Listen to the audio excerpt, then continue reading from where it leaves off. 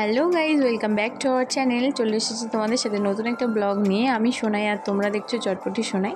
তো বৃষ্টি ভেজা দিনে দুজনে বেরিয়ে পড়েছি বারাইপুর যাওয়ার উদ্দেশ্যে। প্রথমে গেছিলাম আমরা চাম্পাহাটিতে, কারণ ওখানে কিছু দরকার ছিল। দেখো, তারপরে চাম্পাহাটি রোড ধরে আমরা চলে গেছিলাম সোজা বারাইপুরে। যেতে যেতে আমি একটা ঘোড়া দেখতে পেয়ে গেছি, আর আমি ওকে বলছিলাম যে তুমিই তো আমার ঘোড়া। তো ও সেটা শুনে হাসলো। যাই হোক, তারপর আমরা চলে গেছিলাম বেদুইনে, কারণ আমাদের আজকে লাঞ্চটা বাইরে থেকেই করার ছিল। তো আমাকে ওয়েলকাম জানালো। আমি ফার্স্ট টাইম এলাম এই রেস্টুরেন্টটাতে, ভালোই লাগলো। তো আমরা প্রথমে গিয়ে দুজন মিলে অর্ডার দিয়ে দিলাম বিরিয়ানি, যেহেতু লাঞ্চ করার ছিল, একটা ভরপেট খাবার দরকার ছিল। সেই জন্য কিছু ভাবনা চিন্তা না করেই 2 প্লেট বিরিয়ানি অর্ডার দিয়েছিলাম। তারপর আমরা ওয়েট করছিলাম বিরিয়ানির জন্য। তো অ্যাট লাস্ট বিরিয়ানিটা চলে এসছে। তো চলো বিরিয়ানিটা কেমন খেতে সেটা তোমাদের সাথে শেয়ার করি। কোয়ান্টিটিটা তোমরা তো দেখতেই পাচ্ছ, আর খেতেও ছিল ভীষণ সুন্দর। দেখো, আমি এখানে দেখছিলাম আমাকে লেগ পিস দিয়েছে কিনা।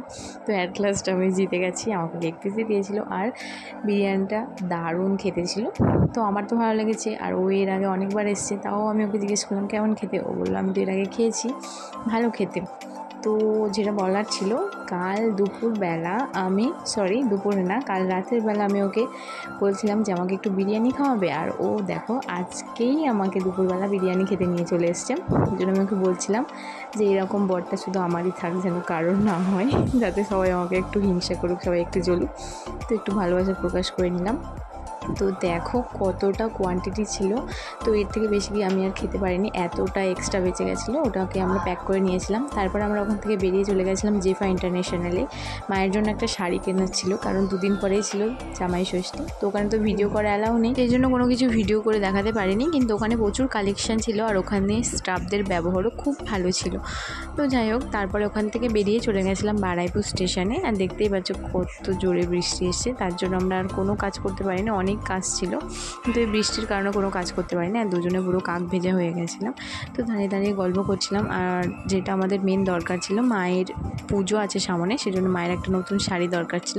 কিন্তু কোনো দোকানেই শাড়ি খুঁজে পাচ্ছিলাম না। তো অনেক কষ্টে এই শাড়িটা পেয়েছিলাম। তবে শাড়িটা নিয়ে আমরা বাড়ি চলে এসেছিলাম। তো এখানে নিয়েছিলাম 2টো গোপালের ছোট্ট ছোট্ট জামা, আমার 2টো নেল পালিশ, মায়ের একটা নাকের নথ। তো চলো, এই কটাই ছিল। ও হ্যাঁ, তারপরে নিয়েছিলাম একটা লিপস্টিক, যেটা নিউড কালারের, খুবই সুন্দর।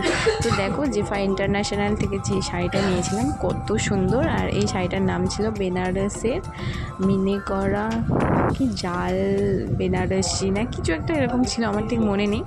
যাই হোক, দেখতে ভীষণ সুন্দর, আর মায়েরও খুব পছন্দ হয়েছিল, আমারও খুব পছন্দ হয়েছিল। আর এটা পছন্দ করেছিল আমার বর। তো আজকের মতো ভিডিওটা এই পর্যন্তই। ভালো লাগলে লাইক কমেন্ট শেয়ার করো। তো টাটা।